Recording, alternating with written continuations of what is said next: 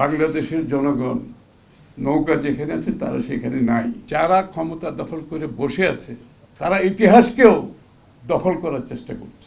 রাজনীতিবিদ যখন ইতিহাসবিদ হয়ে যায় সেটা তো আর ইতিহাস থাকে না, সেটা হয় প্রপাগান্ডা। সেটা ইতিহাস হয় না, সেটা প্রপাগান্ডা হয়। এবং সেই ইতিহাস, সেই প্রপাগান্ডাকে আপনার ইতিহাসে পরিণত করার জন্য আমাদেরকে ওই মান্না ভাই বলেছে রিভিজিট করার একটা যে কথা বলে, ইতিহাসকে রিভিজিট করা, সেই ইতিহাসকে রিভিজিট করার ছাড়া আর কোনো আমাদের পথ নেই।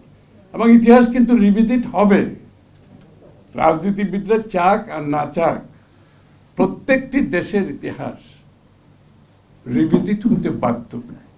কারণ তখনই ইতিহাসবিদরা সিনে আসে, তখনই সত্যিকার রিসার্চ, গবেষণা, লোকমুখে কথা এবং ইতিহাস রচনার পিছনে যেই ক্রাইটেরিয়াগুলো কাজ করে সেগুলো আসতে বাধ্য। এই যে প্রজাতন্ত্র দিবস নিয়ে আলোচনা হচ্ছে, এটা কেন হয় নাই এটাও কিন্তু আলোচনায় আসছে, ইতিমধ্যে অনেকে বলেছেন, এবং এটা আগামী দিনে আসবে আরো বেশি, যে যারা ক্ষমতা দখল করে বসে আছে তারা ইতিহাসকেও দখল করার চেষ্টা করছে। ওয়ালটন ফ্রিজ কিনে অনেকের মতো আপনিও হয়ে যেতে পারেন মিলেনিয়াল, সেরা পণ্যের সেরা অফার। কিভাবে দেশ দখল করেছে, যেখানে জনগণের ভোট দখল করেছে, অর্থনীতি দখল করেছে, আজকে ইতিহাস দখল করার পায়তারা করছে তারা। কারণ তাদের যেটাকে মূলধন হিসেবে তারা ব্যবহার করতে চায়, এটা দেশের যে মানুষের হৃদয়ের একটা জায়গা, সম্মানের একটা জায়গা, সেখানে তারা আজকে সেটাকে মূলধন করতে চাচ্ছে। কারণ এইভাবে অবৈধভাবে ক্ষমতা দখল করতে গেলে তারা জনগণের রাজনৈতিক, সাংবিধানিক, গণতান্ত্রিক অধিকার শুধু কেড়ে নেয় না, প্রত্যেকটি পদে পদে বাংলাদেশের মানুষের প্রত্যেক কিছু তাদেরকে কেড়ে দিতে হবে। এখানে কেউ বাদ পড়বে না। এই যে বলবে, অনেকে বলেছে বক্তব্যে যে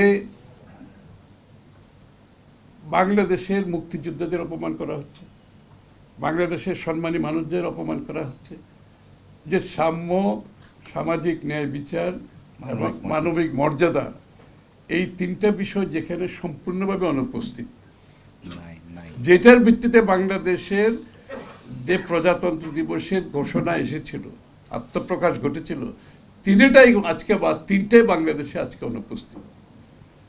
আজকে আবার উপজেলা নির্বাচন করতে যাচ্ছে। এবার চিন্তা করছে যে বাংলাদেশের মানুষ বোধহয় নৌকাকে ভয় পায়, নৌকার কথা শুনলে বোধহয় ভোট কেন্দ্রে যাবে না, এবার নৌকা বাদ দিয়ে দিচ্ছে।